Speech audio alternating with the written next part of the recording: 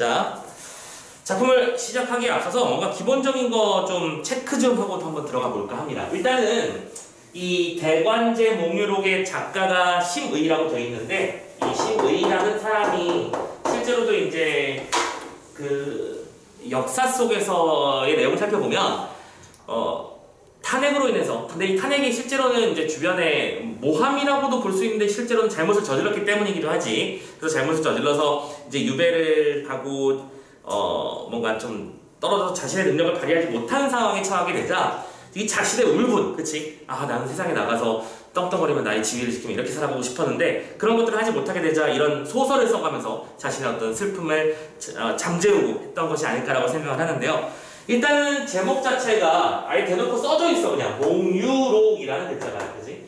얘들아, 보통 우리가 몽유록계 소설 혹은 환몽구조의 소설 이런 말들을 많이 들어봤을 거야, 그치? 이 작품은 당연하게도 환몽구조를 지니는 소설일 겁니다. 그러면 당연히 작품 전체의 틀이 이렇게 틀이 이렇게 올라가겠죠. 현실에 존재하고 있다가 꿈속으로 들어가서 여러가지 이계 체험을 하게 되고, 그 이계 체험의 끝에는 다시 현실로 돌아오는 이야기가 나올 거야. 이때 이 꿈이라고 하는 속에서 벌어지는 것들을 어떤 벌어지는 사건들의 양상을 살펴보면서 궁극적으로 하고 싶은 얘기는 보통 요 안에 다 들어있죠.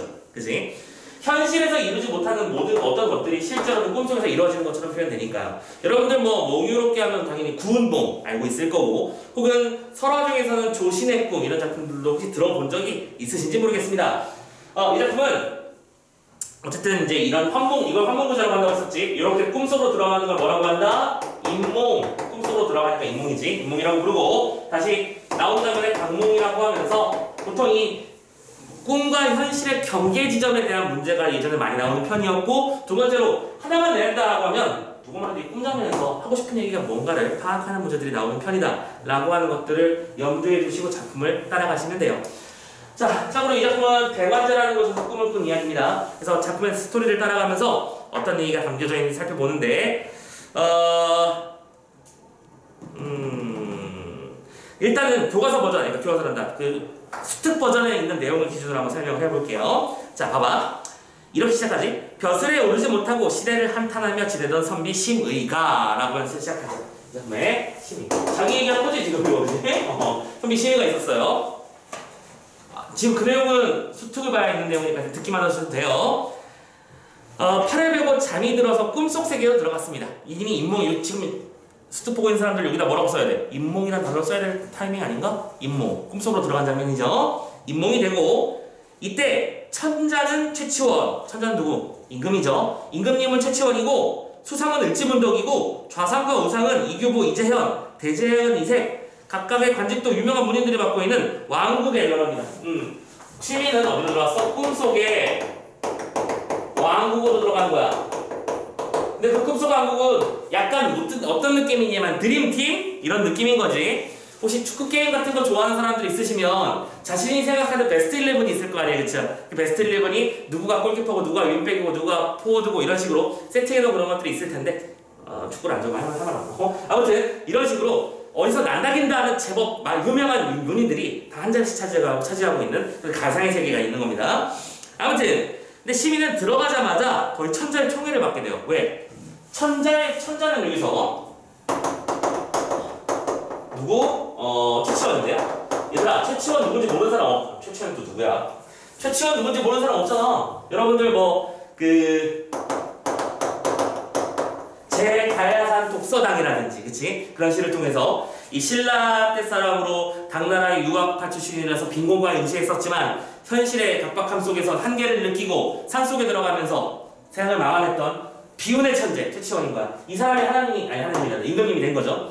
그리고 이 임금님이 이렇게 세팅됐다는 얘기는 심의라는 사람은 최치원이라는 사람들을 존경한다, 이런 식의 의미가 담겨있는 것을 볼 수 있다는 것이죠.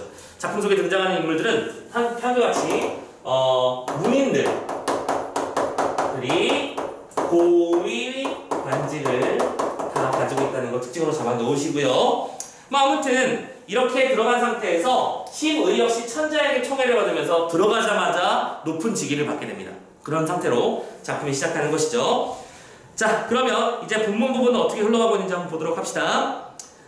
지금 혹시 보조자료만 보는 사람이라면 아마 여기만 보시면 될 거야. 주목이라고 써져 있는 부분부터 보면 돼. 거기가 수능 특강 지문 부분일 거예요. 오케이? 사장님, 뒷페이지 넘겨보세요. 왼쪽. 주목이라고 써져 있을걸? 사장님? 왼쪽에 있어, 왼쪽에. 굵은, 오케이. 다 찾았죠? 가봅시다. 황제가 별난을 듣고 매우 근심하여 거의 병이 될 지경이 되었다. 별난이라고 하는 건 참고로 이 옆에서 있는 얘기인데, 웃기는 게 이런 식이야. 최치원은 당시풍을 사랑했어.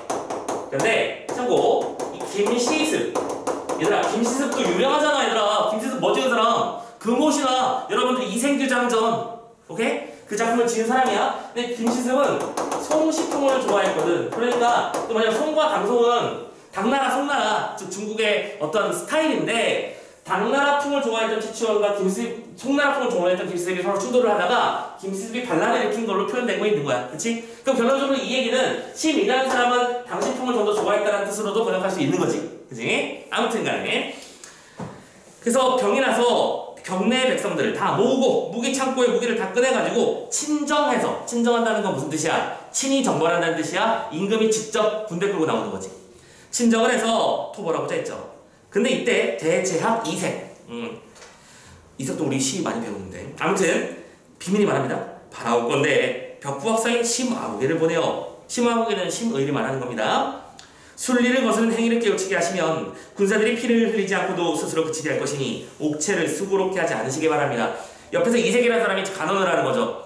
심의라는 훌륭한 인자가 있는데 걔를 보내면 굳이 싸우지 않고도 이길 수 있을 것이다. 그래서 천자가 제개, 그래 여러분들 목욕제개란 말 들어본 적 있죠? 우리 허질에서 배웠지? 제개, 몸을 깨끗이 하고 장대를 쌓은 다음에, 이건 유식행위야. 나를 대장군에, 이건 나는 치밀을 말하는 겁니다. 대장군에 임명하면서 말씀하셨지. 장군에게 몇만의 군사를 임의로 쓰게 하노라. 나는 명을 듣고 무릎을 쳤으며 충성심이 우뚝 솟아 나도 모르게 호언장담을 했다.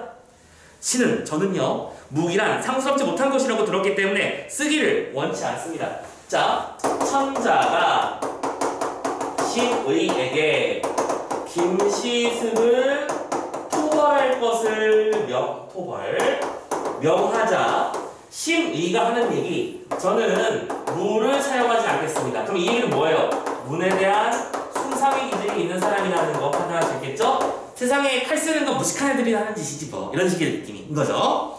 아무튼 다만 달밤에 휘파람으로 읊조리는 남 모르는 방법이 있어. 휘파람으로 읊조린다는 얘기는 무슨 뜻이냐면, 내가 휘파람만 대충 불어도 제대로 쓰러져. 무슨 약간 중국 도술 얘기 나오는 느낌이죠. 아무튼 그런 게 있기 때문에 추운 겨울에도 우레, 천둥을 일으키고 더운 여름에 얼음을 만들 수 있고요. 짐승들을 거두어서 희롱할 수 있고 귀신을 삼켰다 뱉었다 할 수 있어서 앉아서 10,000명 정도 처리할 수 있습니다. 좀 뻥이 심한데요? 이건 뭐냐면 자신의 능력을 약간 과시하는 것이죠. 과시한다. 약간 재수없지 않냐? 이 그림이 토벌을 명하니까 제가요 가만히 앉아서 정리해드릴 수 있어 뭐라고 말하고 있는데, 참고로 이 장면 자체가 실은 뭐 말하는 거냐면, 얘들아 여러분들 토황소병문 이런 말 들어본 적 있지? 그치? 그만하면 충분했다, 많이 했네, 이제 들어가 라고 했던, 최치원이 했던 유명한 사건이죠. 오케이? 황소의 난을 참고로 글 하나로 토벌해버립니다. 오케이? 임금이 반란이 일어나서 이 새끼 어떻게 하면 좋지 하고 고민하고 있었는데 최치원이 직접 가가지고 글 한 편 멋지게 써가지고 한복하게 만들었어. 그러면서 실제로 나중에 종결돼버렸지. 최치원이 그런 뛰어난 업적을 가지고 있었기에 이것도 실은 최치원의 어떤 경문과 관련된 에피소드를 본딴 거라고 생각하면 되는 거야. 문제가 생겼을 때 굳이 총과 칼을 쓰지 않더라도 최치원은 실제로도 그런 일을 해냈어. 글로써 항복시켜버렸거든. 나도 그럴 수 있다. 그 말을 하고 싶다고 했죠. 됐죠? 어쨌든 자, 천자께서는 공경을 거느리고 북쪽의 교회로 행차하셔서 길제사를 하시고요. 그러니까 편안하게 잘 다녀오라는 얘기입니다. 전별, 보내는 뜻으로 비단 주머니 1개를 꺼내서 그걸 찾게 하셨지. 나는 감사하여 무릎을 꿇고 말했습니다.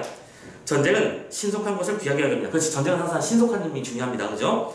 마땅히 난적, 어려운 적을 바람이 불면 풀이 쓸리듯 감화를 시킬 뿐이죠. 어찌 번거롭게 전쟁을 피하겠습니까? 오케이? 제가 바람이 불면 풀이 녹는 것처럼 제 한마디로 적들이 다 탄복할 수 있게 만들도록 하겠습니다. 바로 그날 단기로 길을 떠나죠. 단기라고 하는 건 여러분들 필마 단기라는 뜻을 알고 있죠? 말 알고 있나요? 필마, 한 필의 말을 타고 단기, 자기의 몸만 끌고 가는 거야. 오케이? 홀몸으로라는 뜻으로 번역하세요. 단기로 길을 떠났는데 다만 첨두노 몇 명만 데리고 나갔대요. 자, 그래서 전투에 나갔습니다. 전투에 나갔어요. 단기로 나가면서 플러스 첨두노. 근데 이 첨두노가 웃기는 표현인데 첨두가 뭐냐면 뾰족한 머리를 가진 노비라는 말이거든? 근데 뾰족머리라고 하는 건 이걸 말하는 거야. 여러분들 붓 보면요. 붓끝이 요렇게 돼 있죠? 오케이? 요 붓머리 부분이, 끝부분이 뾰족하기 때문에 첨두노라고 부르는 거거든. 오케이? 그러니까 붓 몇 개 들고 갔다는 뜻이야. 무슨 말인지 알겠죠? 약간 무슨 전기 같은 느낌이죠. 자, 아무튼 첨두노 몇 번 데리고 밤낮 가리지 않고 달려갔죠. 열흘이 안 돼서 도착했습니다. 무기는 막 햇빛에 번쩍번쩍 거리고 있고 세겹으로 에워싸져 있죠. 내가 길에서 누워, 여기서부터 웃겨. 입술을 벌리고 휘파람을 한 번 불었더니 적은 용기를 잃었고 두 번 불었더니 만 명의 기병이 북쪽으로 달아났으며 오케이? 휘파람 소리가 멀어지자 채색 구름이 나오게 가리고 새와 난새와 봉황까지 나왔어. 봉황이 엇갈리 날고 바다와 산이 변색을 하고 천지가 떨리고 흔들렸지. 자, 가서 첨두노는 당연히 글씨를 써야 되니까, 그치? 근데 휘파람이라고 표현했지만 정말로 휘파람만 불었는지 그게 무슨 사자원지 뭔지 알 게 뭐야? 중요한 건 여기가 정기적으로 드러났다는 사실만 기억하면 되겠지. 정기적이라는 말은 다른 말로 뭐라고 한다? 비현실적 요소겠지. 자신의 뛰어난 능력을 말도 안 되는 도술처럼 표현하고 있는 중입니다. 아무튼 난리가 아니죠. 몇 되지 않은 모든 반적들은 바람에 쓰러지듯 달아나고 흩어졌습니다. 오케이? 자, 그러니까 이게 꿈속나라가 꿈속의 왕국이 뭐니까 지금 이게 문인들의 세상이거든. 전투와 칼과 창이 오가는 세상이 아니라 그러니까 이런 거야. 모든 것을 전투력으로 측정하는데 그 전투력은 글 솜씨로 측정되는 거야.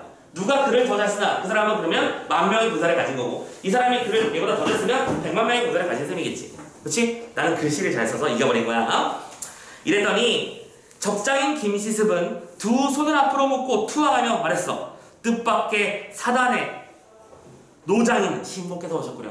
뭐야? 김시습의 입장에서는 적당히 자기가 이길 수 있는 사람이 올 줄 알았는데 너무 세게 봤다. 그렇게 자신을 공경하는 표현을 한 거야. 근데 이 표현은 실은 뭐지? 자기 자신이 그만큼 내가 좀 하지 라는 어떤 프라이드를 보여주는 장면이라고 볼 수 있겠지.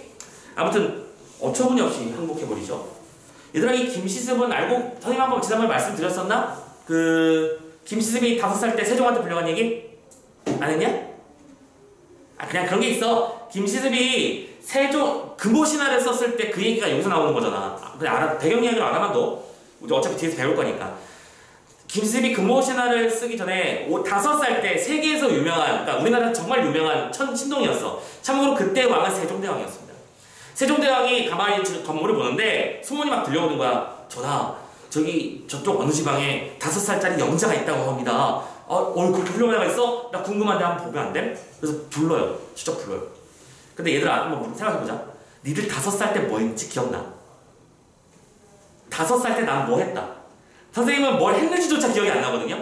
근데 김시습은 왕이랑 만났어. 왕이 여기 있어. 만나가지고 앉아가지고 둘이 필답을 주고받기 시작하는 거야. 필답이라고 하는 건 한문으로 글을 써가지고 의사소통하는 거지. 오케이? 예를 들어 선생님은 이제 한글로 필답을 하면 이 몸이 죽고 죽어라고 쓰고 딱 내밀면 이쪽에서 반쪽에서 김시습이가 100번 고쳐주고라고 라임을 맞춰주는 거야. 어떤 느낌인지 알겠지? 이렇게 얘기를 했단 말이지.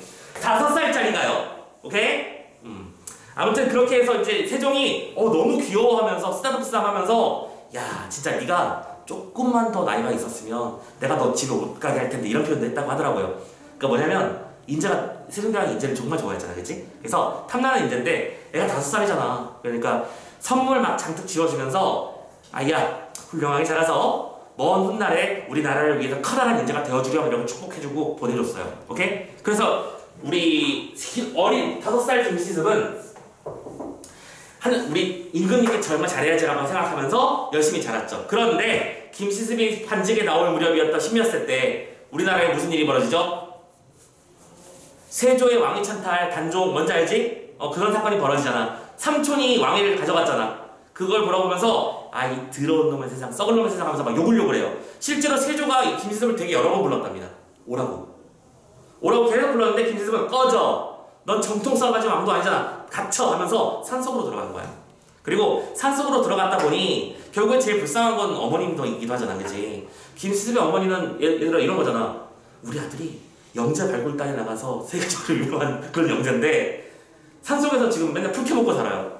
서글프잖아. 그러니까 김시습이 엄마 미안 하면서 대신 심심할 때 좀 보라고 내가 글을 한번 써봤어. 이거 한번 읽어볼래요? 하면서 소설 5편을 써준 게 바로 금오신화죠. 네. 그래서 금오신화가 어머니가 보기에 너무 재밌었지. 그러니까 이제 접해 친구한테 돌려보고 또 옆 사람이 베껴 쓰고 그걸 또 돌려보고 해서 지금 우리는 교과서에서 배운 작품이 된 거야. 대단하죠? 그런 대단한 사람이 지금 이 앞에서 어이구 당신한테 안 되겠습니다 라고 말하는 그런 장면인 겁니다. 자, 나는 노포를 걸고요. 노포라고 하는 건 이제 승전을 알리는 글이라고 돼 있어. 첩개가, 개가는 말 그대로 승전을 알리는 노래겠지, 그치? 개선문할 때 그 개입니다. 첩개가를 부르면서 들어갔습니다. 천자께서는 크게 기뻐하시고 상을 내리셨으며 좌우를 돌아보며 옛날에 긴 휘파람으로 호기, 호는 오랑캐라는 뜻이죠. 오랑캐 호자, 호족, 호기를 물리친 일이 있었는데 이제 병에게서 그것을 모아놓으라. 그쵸? 아까 말씀드렸지만 최치원도 한 폭의 글로 적장을 물리쳤던 것처럼 심의도 똑같이 적장을 물리친 거야. 최치원과 동급. 됐죠?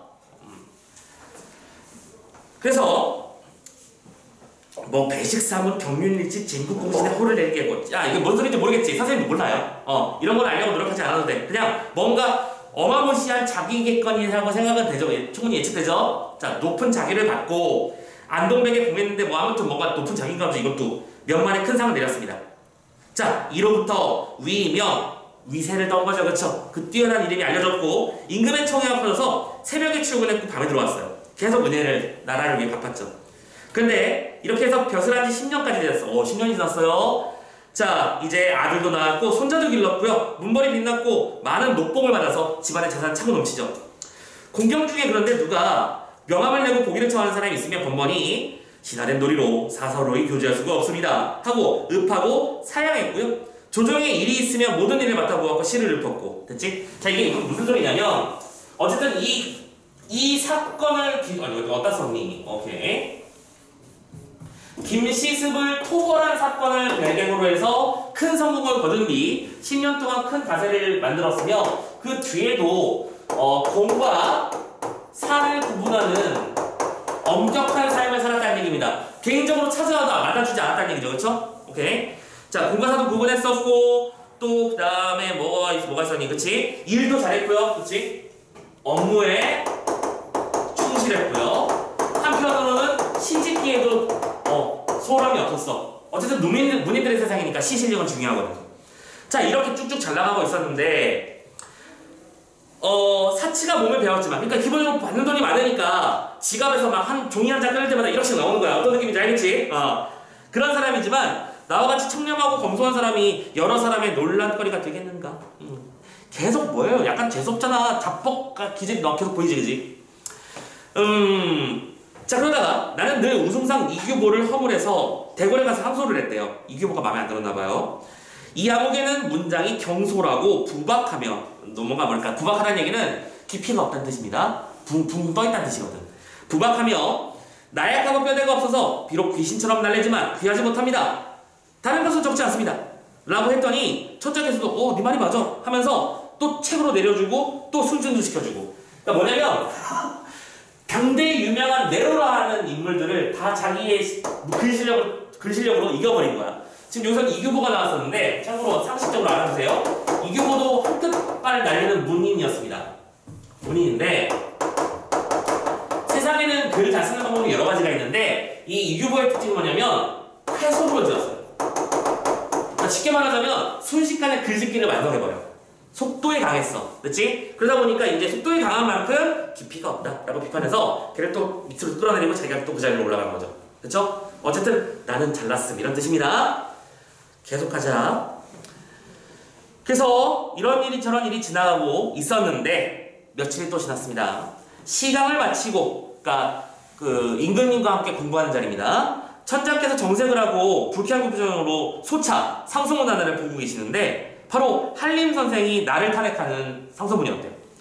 신모는 속수의 허물을 벗지 못하여 사사로운 욕심을 지나칩니다. 나머지는 적지 않습니다. 이게 되게 웃긴 말이지. 나머지는 적지 않는다. 이게 무슨 소리입니까? 더 많은 나쁜 일들이 있는데 이거 하나만으로도 끝난 거 아닙니까? 라는 말이죠. 그죠? 아무튼 탄핵이 올라왔습니다. 천자께서는 한때 부질없는 논의를 어찌 마음에 들이오 하고는 대관 선생이랑 혼을 내겨주고 고향으로 돌아가시라고 하면서 술잔을 한 잔 주죠. 풀과 나무며 산과 강을 함부로 침범하지 마시오. 조물도 공을거리는 것이 있습니다. 경애첩인 옥란은 참고로 지금 실제로 여기 꿈속에서 나랑 결혼한 여자입니다. 나의 주식, 술과 음식을 받게 되어 다시 4명을 기다릴 것이고 공은 다시 옛날 직분으로 돌아갈 것이오. 나는 솜돌에 머리를 부딪히며 하직했습니다. 안녕히 계세요 하면서 눈물을 흘리는데 집안 식구를 돌아보아 생각하니 떠날 수가 없죠. 그런데 조금 있으니 상국 이생이 등을 쓰다듬으면서 협실로 조그만 방으로 나를 불러들이네. 그러면서 난초탕에 목욕을 시키고 금으로 만든 칼로 나의 오장을 찢어놔? 뭐지 이건? 그리고 갈아놓은 먹물 몇 마리를 들이부으면서 말하는 거죠.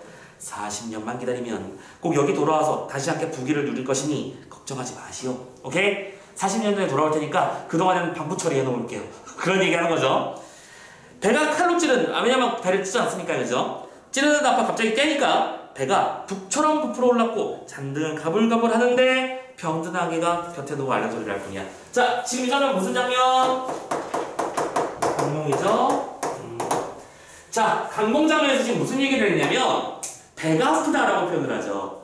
참고로 현실에서는요, 심의라는 사람과 그 아내 모두 병환을 앓고 있는데 그 병을 치료할 방법이 없는 겁니다. 그래서 여러분들 왜 몸이 안 좋거나 그러면 복수가 찬다고 하지, 그치? 배가 빵빵해져서 아픈 거야 지금. 몸이 안 좋은데 그 상황에서 자신의 치료를 받을 마땅한 방법도 없고 자신의 직위는 땅바닥으로 떨어져 버렸고 이런 부정적인 상황에 놓여 있으니 자신의 꿈을 통해서라도 자신의 꿈과 희망을 실현하고 싶은 마음을 표현한 것이겠구나. 우리는 판단할 수 있는 것이죠. 됐나요?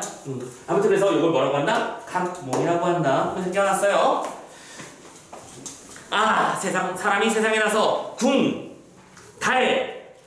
궁핍한 것과 잘 나가는 것은 전부 다 팔자소관이니 어찌 꿈을 깨는 자가 있을 것인가? 모든 건 팔자다, 그지? 운명론적 세계관이라고 부르죠, 우리.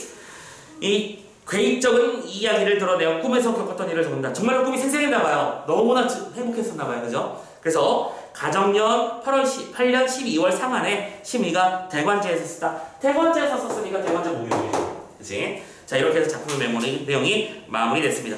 오케이. 자, 아무튼 되게 실은 작품은 밖에서, 즉 현실에서의 심이라는 사람은 고통스러운 사람을 하루하루 보내고 있는 중이었지만 실제로 밖으로 나왔을 때 그때의 모습은 어떻다? 이제 밖으로 나온 게 아니죠. 거꾸로 말했네요. 꿈속에 들어갔을 때는 자신이 꿈꾸었던 세계가 드러나면서 어떤 자신의 세계관을 드러내기도 하고 그런 장면들이 보이고 있습니다. 되셨나요? 자, 생각보다 별거 아닌 작품이라고 볼 수도 있죠. 근데 생각보다 별거 겁니다. 이게 하나하나 따지기 시작하면 어려운 작품인 게 뭐냐면, 봐봐. 일단은 이 작품은 무슨 작품이라고 썼지? 한문구조의 작품이라고 했었지. 그러니까 116페이지에 있는 1번, 2번 문제가 그런 식으로 묶여있는 거야. 의도를 정확하게 파악하세요. 봐보세요. 현실 세계에 살던 주인공이 꿈을 통해서 다른 세계로 들어갔다가 나오는 걸 보고 환몽이라고 하는데 인몽, 강몽이 있지. 그리고 이런 몽유롭게 소설들은 이러한 특징이 있어요. 우선 1번, 작가를 대변하는 서술자가 자신의 동일성과 의식을 유지한 채 꿈속으로 들어가는 경우가 많아. 여러분들 구운몽 기억나십니까? 구운몽은 어땠어? 그런데 구운몽에서는 자기가 성진 스님이라는 걸 깨닫지 못하고 들어가죠. 맞죠? 그러다 나중에 맞다, 내가 성진이지 하면서 깨달으면서 작품이 돌아옵니다. 근데 몽유롭게 소설들은 그게 아니고 꿈속에 자기 자신이 들어가는데 그 자기 자신의 의식은 남아있는 거야. 나는 친의라는 사람이지. 난 여기서 태어났고 이렇게 살아갔던 사람이지. 됐냐? 자, 꿈속에서 1년의 일을 겪은 이 서술자는 현실의 본래 현실로 돌아와 자신의 체험을 전달하는 방식을 취하죠. 지금 우리도 그랬죠? 내가 꿈속에서 이런 일을 겪었다라는 걸 기록을 남긴다라고 되어 있고요. 이때 몽유록 소설에서의 꿈은 작가의 바람이나 현실의 불만을 드러내는 수단이다. 밑줄 한번 쳐보자. 1번, 작가의 바람을 드러내는 수단. 2번, 현실의 불만을 드러내는 수단. 또 3번, 역사적 사건에 대한 판단을 제시하는 방법이며 4번, 인물에 대한 주관적 판단을 제시하는 방법이 되는 거지. 뭐냐? 그럼 이건 뭐예요? 실은 선생님이 바로 작품 분석화부터 하느라고 이 얘기를 먼저 얘기를 해드리지 못했지만 요거는 얘들아 문제풀이 전략입니다. 여기에 대해서 한번 접근을 해볼게. 문제를 풀어나갈 때 선생님이랑 오랫동안 호흡 맞춰왔던 친구들은 많이 들어서 알지? 항상 뭐부터 봐라? 작품을 먼저 보는 게 아니라 문제부터 먼저 봐라.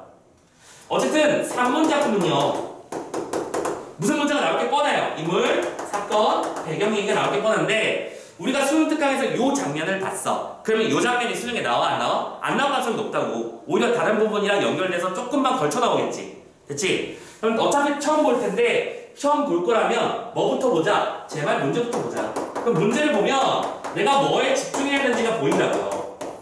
그러니까 예를 들어 이것도 지금 우리가 문제를 먼저 봤으면 한문 구조에서 지금 선생님 밑줄치라고 하면서 하나, 둘, 셋, 네 개의 요소가 등장했잖아. 그치? 그 네 가지 요소를 뽑으려고 노력을 했겠죠. 아, 특정 인물에 대한 판단은 어떻게 되었구나. 이 작품에서 심의라는 사람은 최치원을 높이 평가했구나. 김시습을 낮게 평가했구나. 이교보도 낮게 평가했구나. 이런 일이 벌어지겠죠. 됐죠?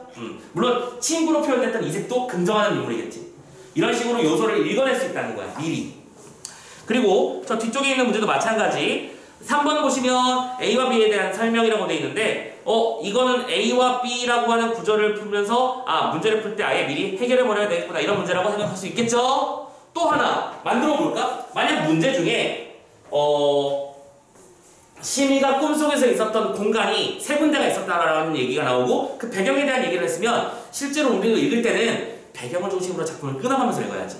A 공간에서 무슨 일이 벌어졌고 B 공간에서 무슨 일이 벌어졌고 됐죠? 자 그리고 이 작품도 꿈속에서 공간이 왔다 갔다 했었죠? 처음에는 임금님을 만나 임금 곁에 있었고 그러다가 김시습 토벌명을 받고 김시습을 토벌하러 갔다 왔었지.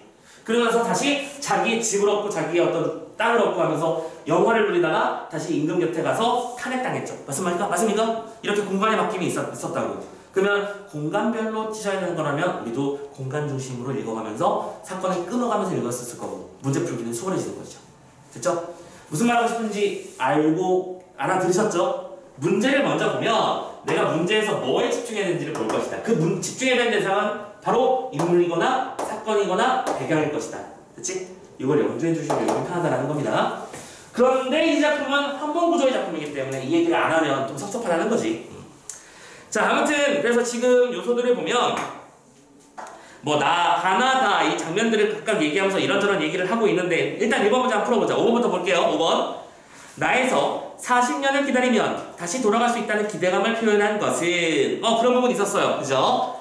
꿈속 세계에서 마지막 장면에서 40년 후에는 다시 돌아올 테니 걱정 마세요 하면서 뻗어나갔었지. 가에 이른 서술자가 다른 심이 현실 속에 나죠. 가에서와 달리 새로운 삶의 방식을 선택할 것임을 드러낸다. 잠깐만, 새로운 삶의 방식을 선택할 것이라고 판단한 게 아니라 지문에서 그냥 뭐라고 했거든? 마지막 문장에서 이런 말을 했어. 괴이적인 이야기를 드러내어 꿈에 겪었던 일을 적는다. 이걸 지금 자신의 꿈의 내용을 뭐라고 판단해서 난 반드시 그렇게 될 거라고 믿어요 라고 말한 게 아니라 괴상하구만 이런 무슨 말도 안 되는 꿈을 이렇게 표현을 했단 말이야. 오케이? 그럼 이거는 꿈의 내용에 대해서 긍정하고 받아들인 게 아니라 이런 괴상망측한 꿈이 다 있네. 말도 안 돼. 이렇게 생각하는 거지. 그지? 자 그러니까 답이 될 수 없다. 정답은 5번으로 가시면 되는 거겠죠. 오케이? 자 문제 풀 때 자신의 주관 집어넣지 말고 선생님이 지금 5번 문제의 답을 선택하면서 답에 근거가 되는 부분이 어딘지를 언급해드렸습니다. 여러분들도 문제 푸실 때 이런 것들을 많이 연습하셔야 됩니다.